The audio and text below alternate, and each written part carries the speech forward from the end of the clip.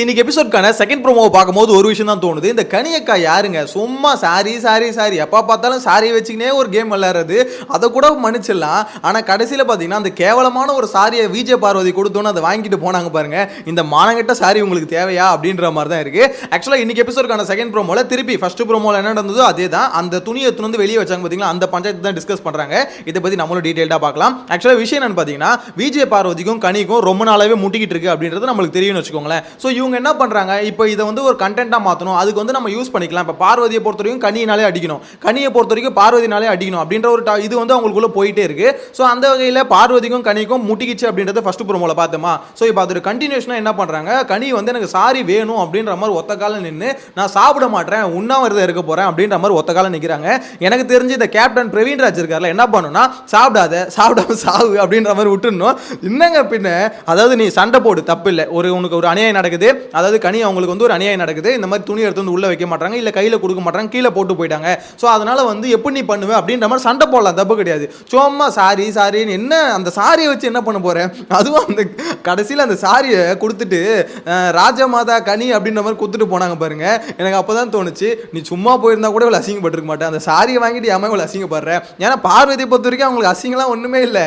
அவங்கலாம் வீக்கெண்ட் ஆனால் அவ்வளோ அடியை பார்த்துட்டு மிதியை பார்த்துட்டு அவ்வளோ அசிங்கத்தை பார்த்துட்டு விஜய் சேதுபதி கலாயெல்லாம் வாங்கிக்கின்னு தாங்கி நிற்கிற பீஸு. ஸோ என்னை பொறுத்த வரைக்கும் பார்வதியை கனி என்ன தான் அசிங்கப்படுத்தினாலும் அதெல்லாம் ஒரு பிரச்சனையாகவே இருக்காது. போன வாரத்தில் படாத அசிங்கமா திவாகர் காலில் விழுந்து கையில் விழுந்து அவ்வளோ பெரிய டாஸ்க்கை வந்து பார்த்தீங்கன்னா நடத்தி வெற்றிகரமாக முடிச்சு கடைசியில் அந்த நாமினேஷன் ஃப்ரீ பாஸ் வரும்னு நினைக்கிற இடத்துல பெரிய ஆப் எடுத்து சொல்லிட்டாங்க. ஸோ அந்த ஒரு வழி எல்லாத்தையுமே தாங்கிட்டு வந்த பார்வதிக்கு, அந்த ஒரு அசிங்கத்தை தாங்கிட்டு வந்த பார்வதிக்கு கனி அசிங்கப்படுத்துறதுல ஒரு மேட்டரே இல்லை. ஆனால் கனிக்கு இந்த அசிங்கம்லாம் புதுசு. என்னை பொறுத்த வரைக்கும் கனி வந்து பயங்கரமாக கேம் விளாடணும்னு நினைக்கிறாங்க. அதுக்கு அவங்க சூஸ் பண்ணுற ஆள் வந்து ரொம்ப தப்பாக இருக்குது. பார்வதியை வச்சு அவங்க கேம் விளாடணும்னு நினச்சா எனக்கு தெரிஞ்சு அசிங்கம் வந்து அவங்களுக்கு இல்லை, கனி அவங்களுக்கு தான் நினைக்கிறேன். அது மட்டும் இல்லாமல் கனியை வந்து எக்ஸ்போஸ் பண்ணுற ஒரு ஆள் என்னை பொறுத்த வரைக்கும் வீட்டில் யாருன்னு பார்த்தீங்கன்னா விஜய் பார்வதி பண்ணுறது சரியோ தவறோ, ஆனால் எக்ஸ்போஸ் பண்ணுற ஒரு ஆள் யார் தெரியுமா? என்னை பொறுத்த வரைக்கும் விஜய் பார்வதி தான். ஏன்னா அவங்கள அடிக்கணும், அதாவது டஃப்பான ஒரு பிளேயர் வந்து எப்பவுமே அடிக்கிறது தான் இன்னொரு டஃப்பான பிளேயருக்கு அது கரெக்டாக விஷயமா இருக்கும். அவங்க பண்ணுற சரி தப்பை விட்டு தள்ளுங்க. ஆனால் கனியோட கேம் பிளே இருக்குல்ல, அந்த கேம் பிளேவை எல்லாருமே ஒபே பண்ணிட்டு போயிடக்கூடாதுல்ல. அவங்க வந்து ஒரு பவர் இருக்குது, அந்த பவரை யூஸ் பண்ணணும்னு நினைக்கிறாங்க.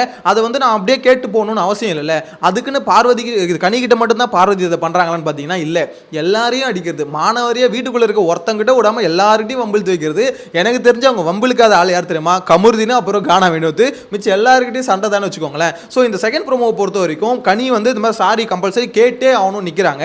அதே மாதிரி பார்த்தீங்கன்னா விஜய் பார்வதி வந்து கேட்க முடியாது, சாரி இல்லைனால கேட்க முடியாது, சும்மா சாரி கேம் விளாண்டுங்கிற அப்படின்ற மாதிரி கேட்குறாங்க.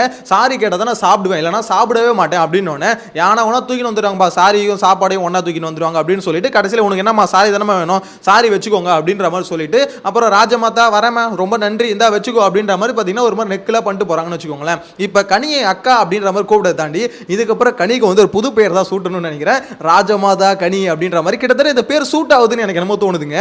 யோசிச்சு பாருங்க, ராஜமாதா கனி கிட்டத்தட்ட அந்த வீட்டில் அப்படி தானே ரூல் பண்ணிட்டு இருக்காங்க. கனி ஒரு விஷயம் சொன்னால் அங்கே பார்த்தீங்கன்னா எஃப்ஜே சபரி எல்லாருமே பார்த்தீங்கன்னா அங்கே வந்து அதை அக்செப்ட் பண்ணுற ரேஞ்சில் தான் இருக்காங்க. கனி அக்கா பண்ணால் எல்லாம் கரெக்டாக இருக்கும், கனியக்கா டிசிஷன் எடுத்தால் கரெக்டாக இருக்கும் அப்படின்ற மாதிரி தான் போயிட்டு இருக்கு. ஸோ அதனால ராஜமாதான்ற பேர் வந்து கனிக்கு சூட் ஆகுது அப்படின்ற மாதிரி தான் எனக்கு என்னமோ தோணுது. என்னை பொறுத்த வரைக்கும் இந்த சாரிக்கு இவ்வளோ அசிங்கம் உங்களுக்கு தேவையில்லை. ஒழுங்காக துணியை வச்சாங்களா வைக்கலையா ஒரு போய் சண்டை போட்டு அதோட விட்டுருக்கலாம். அது சாரின்னு திருப்பி கேட்டு அது ஒரு மாதிரி சாரி கேம் வந்து என்னை பொறுத்த நல்லா இல்லை. அது வந்து எனக்கும் பிடிக்கல. அந்த கமெண்ட் செக்ஷனில் போய் பார்த்தா மொத்த பேரும் கனியை வந்து பார்த்தீங்கன்னா கிளிக்கிறாங்க. இந்த ப்ரோமோ கமெண்ட்ஸ் வந்து அதில் போய் பாருங்களேன். கமெண்ட்ல ஃபுல்லாகவே கனி என்னம்மா உனக்கு சாரி தானமா வேணும், நான் கேட்குறமா சாரி, சும்மா சாரின்னு இதை வச்சே விளையாடாதமா அப்படின்ற மாதிரி சொல்கிறது காரணம் கனியை பொறுத்த வரைக்கும் அவங்களோட கேம் பிளே இதுதான், ரொம்ப சிம்பிள். அவங்க வந்து ஒரு விஷயம் பவரில் இருந்தால் அட்டாக் பண்ணுவாங்க, அதே மாதிரி யாராவது தப்பு பண்ணிட்டா சாரி கேட்க வைப்பாங்க. அதில் வந்து அவங்க ஜெயிச்சதான் நினைக்கிறாங்க. ஸோ அது ஓகே தான் வச்சுக்கோங்க, அவங்களோட கேம் பிளேன்னு வச்சுக்கோங்க. இப்போ வந்து கேம் பிளே வந்து நம்ம யாருமே தப்பு சொல்ல முடியாது. இதில் பாவப்பட்ட ஜீவன் யார் தெரியுமா? அந்த பிரவீன் ராஜ்னு ஒரு பீஸ் இருக்குல்ல, அந்த பீஸ் தாங்க. நான் கூட போன வீடியோவில் ஒன்று சொல்லியிருந்தேன், இந்த பிரவீன் ராஜ் வந்து கேப்டன் ஆனால் பார்வதி அன்கோக்கும் அதே மாதிரி அன்பு கேங் ரெண்டுத்துக்கும் பார்த்தீங்கன்னா ஒரு பாலமாக இருப்பா அப்படி. ஏன்னா இங்கேயும் நல்லா பேசுறாரு அப்படின்ற மாதிரி சொல்லிட்டு இருந்தேன். ஆனால் ஒரு சிறிய தவறு நடந்து விட்டது. ஏன்னா அந்த வீடியோ போட்டு அப்புறம் தான் லைவை பார்க்குறேன், பிரவீன் ராஜ் பேசிட்டு இருந்தார்ல ஒரு மேட்ரு, அதாவது இந்த மாதிரி கேப்டன் ஆனதுக்கப்புறம் நான் இந்த மாதிரி ரூல்ஸ்லாம் போட போகிறேன். அப்போ பிரவீன் ராஜ் பட்டாரு பாருங்க பாடு பார்வதி கிட்ட. எனக்கு அதை பார்க்கும்போது ஐயா என்னையா இப்போ அப்போ தான் எனக்கு புரிஞ்சுது, பார்வதியை பொறுத்த வரைக்கும் கனி வந்து தலையானாலோ கேப்டன் ஆனாலும் மட்டும் அடிக்கல, எவன் தலையானாலும் எவன் கேப்டன் ஆனாலும் அடிக்கிறது. அது கனின்னு அந்த பொசிஷனில் யார் வந்தாலும் நான் அடிப்பேன்டா, யார் வந்தாலும் அவனை டார்ச்சர் பண்ணுவாடா, மென்டல் டார்ச்சர் கொடுப்படா அப்படின்றது பார்வதியோட ஒரு ஸ்ட்ராட்டஜியாகவே வச்சுட்டு இருக்காங்க. லைவை பார்க்கும்போது உண்மையிலே பிரவீன்ராஜ் பட்ட பாடு இருக்கு. அந்த மனுஷன் சில ரூல்ஸ், அதாவது பார்வதி அவங்க வந்து கேள்வி கேட்கலாம், தப்பு கிடையாது. அதாவது கேள்வி கேட்கறது அவங்க உரிமை, கேள்வி கேட்கலாம். அதுக்குன்னு ஒரு புள்ள பூச்சி இப்படியா பண்றது அப்படின்ற மாதிரி தான் இருக்கு. அவரும் 2-3 ரூல்ஸ்லாம் சொன்னார். நான் இந்த மாதிரி ரூல்ஸை கொண்டு வருவேன், சரி ஓகே, அந்த வட்டத்துக்குள்ள, அதாவது ரூல்ஸை ஃபாலோ பண்ணாதவங்கள ஒரு வட்டத்துக்குள்ள நிற்க வச்சு அவங்கள வந்து ஒரு மாதிரி அசிங்கப்படுத்துவேன், யாரும் அவங்க கூட பேசக்கூடாது அப்படின்ற மாதிரி ஒரு மாதிரி கார்னர் பண்ணுவேன், அப்போ அவங்க ரூல்ஸை ஃபாலோ பண்ணி தான் ஆகணும் அப்படின்ற மாதிரி ஒரு ஸ்ட்ராட்டஜி ஒன்று பண்ணாரு. அப்போ அந்த ஸ்ட்ராட்டஜி வந்து ஒன்று ஃபாலோ பண்ணுவேன்னு சொல்லணும், இல்லை பண்ணலன்னு சொல்லணும். உடனே இவங்க என்ன கேட்குறாங்க, சரி வட்டத்துக்குள்ளே இருக்க சரி, அப்போ நான் பாத்ரூம் போனால் என்ன பண்ணுவேன், சாப்பாடு சாப்பிட்ணுன்னா என்ன பண்ணுவேன் அப்படின்ற மாதிரி கேட்டாங்க பாருங்க. அந்த பிரவீன்ராஜ் அவருக்கு என்ன பண்ணுறதுனே தெரியல. யாரா இந்த பீஸு நம்மளை விடவே மாட்டுது. அவர் சொல்கிறார், சரி ஓகே ஏதோ ஒன்று சொல்லிட்டேன், அப்புறம் அதை நான் வாபஸ் கூட வாங்கிக்கிறேன் அப்படின்னு கூட சொல்லிட்டாரு. ஆனால் அந்த பீஸை வந்து இந்த பார்வதி போட்டு பேசுகிற பேச்சில் பிரவீன்ராஜ் ஒரு மாதிரி நொந்து போயிட்டாரு. ஐயோ என்னடா ஏம்மா, நான் இப்போ அந்த கேப்டன் ஆயிருக்கேன், முதல்ல அந்த டீம்லாம் பிரிக்கணும், அந்த வேலைலாம் இருக்குது, நான் முடிச்சுக்கிறேன், கண்டிப்பாக உனக்கு நான் பயாஸ்டாக இருக்க மாட்டேன், உனக்கு எப்படி சப்போர்ட் பண்ணணும் அதே மாதிரி தான் அவங்களுக்கும் சப்போர்ட் பண்ணுவேன், எல்லாருக்கும் கரெக்டாக சப்போர்ட் பண்ணுவேன், என்னோட சப்போர்ட் இருக்கும் அப்படின்ற மாதிரி சொல்கிறாரு. அப்படி அப்போ என்னென்ன சப்போர்ட் பண்ணுவீங்க? எப்பா எனக்கு அதை பார்த்தோன்னே, ஏம்மா பார்வதி உனக்கு அவனை பார்த்தா பாவமாக தெரியல, அவங்க கூட நல்லா தானே பேசிக்கிட்டு இருக்கான் அப்படின்ற மாதிரி தான் இருந்தது. ஆக்சுவலாக அப்போ தான் எனக்கு புரிஞ்சுது, அவங்க எப்படி சொல்றது, பிரவீன்ராஜ் ஆகட்டும், அந்த இடத்துல யார் இருந்தாலும் ஒரு கேப்டனா தலையாயிட்டா அவங்கள நோண்டுறாங்க. பார்வதியை பொறுத்தவரைக்கும் ரொம்ப சிம்பிள், அவங்கள பொறுத்தவரைக்கும் கண்டென்ட் வேணும்னா அது யாரா இருந்தாலும் எவரா இருந்தாலும் அடிதான் அப்படின்ற மாதிரி தான் இருக்கு. ஸோ கண்டென்ட் கோசம் தீராது உழைக்கும் ஒரு ஜீவன் யாருன்னு பார்த்தீங்கன்னா விஜய் பார்வதி தான். எனக்கு தெரிஞ்சு அவங்களுக்கு வருதுல சப்போர்ட், அவங்க ஆடுற கேம் பிளே தப்பா இருக்கு, அவங்க ஸ்ட்ராட்டஜி தப்பா இருக்கு, அவங்க வந்து ரொம்ப ஒரு மாதிரி கிரிஞ்சா ஒரு மாதிரி வன்மத்தோட சுத்துறாங்க, அது மாதிரி நிறைய கிரிட்டிசிசம் அவங்க மேல இருக்கு. இருந்தாலும் அவங்களுக்கு வர சப்போர்ட்டுக்கு காரணம் என்ன தெரியுமா? அது காரணம் ஒரே விஷயம், அவங்களால மட்டும்தான் கண்டென்ட் வருது அப்படின்ற ரீசன் கோஸ் தான் பார்வதிக்கு எனக்கு தெரிஞ்சு இவ்வளோ சப்போர்ட் வருதுன்னு நினைக்கிறேன். ஏன்னா இப்போதைக்கு இவ்வளோ ஹேட் ரேட் இருக்கும் போதும் அவங்களுக்கு அவ்வளோ சப்போர்ட் இருக்கு. ஆக்சுவலாக ஓட்டுகளும் பார்த்தீங்கன்னா அவங்களுக்கு வரதுக்கான ரீசனும் அதுதான், ஏன்னா ஓரளவு கண்டென்ட் அவங்ககிட்ட இருந்து வருது.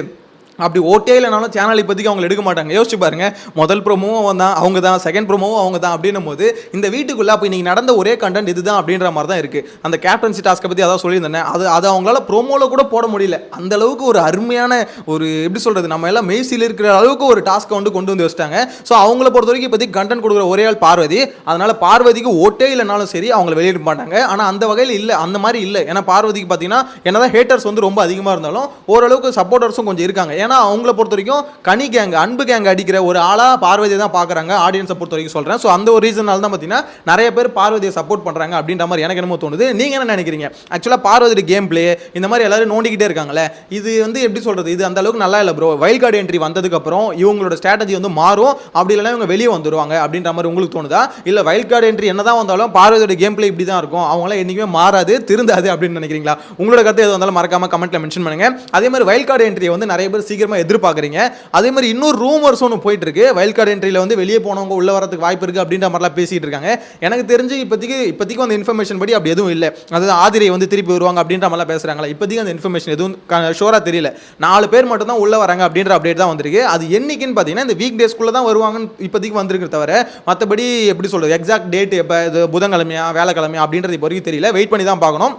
என்னை பொறுத்த வரைக்கும் வைல்ட் கார்டு என்ட்ரி வந்ததுக்கப்புறம் எல்லாரோட கேம் பிளே மாறதுக்கு வாய்ப்பு இருக்குது. ஆனால் பார்வதியோட கேம் பிளே மாறாது அப்படின்ற மாதிரி தான் தோணுது. ஏன்னா அவங்களுக்கு வந்து எல்லாமே தெரியும், வெளியே நம்ம நெகட்டிவாக தான் பார்க்குறாங்க, வெளியே நம்ம அடிக்கிறாங்க, கிளாப்ஸ் வரும்போது பார்வதி எந்திரிச்சாலே ஒரு மாதிரி இப்படி சொல்ல நெக்கலாக விஜய் சேதுபதி பண்ணும்போது எல்லாம் கை தட்டுறாங்க, பார்வதி அடிக்கும் போது சிரிக்கிறாங்க அப்படின் போது அவங்களுக்கு தெரியும் நம்மளை இப்படி தான் நெகட்டிவாக பார்க்குறாங்கன்னு தெரிஞ்சுதான் அவங்க வந்து உழைக்கிறாங்க. வாங்குற காசுக்கு நான் வந்து உழைச்சிட்டு தாண்டா போவோம் அப்படின்றவங்க ஒரு பக்கம் அதை பார்த்தா தப்பு இல்லைன்னு தோணுதுங்க. ஏன்னா நிறைய பேர் உட்காந்து மிச்சர் சாப்பிட்டுட்டு இருக்கிறதுக்கு இந்த மாதிரி ஏதோ ஒன்று பண்ண, அந்த பொண்ணு ஏதோ ஒன்று பண்ணுது அப்படின்ற மாதிரி தான் தோணுது. ஸோ உங்களோட கருத்தை கமெண்ட்ல மென்ஷன் பண்ணுங்க. நெக்ஸ்ட் வீடியோல மீட் பண்ணலாம். Bye by.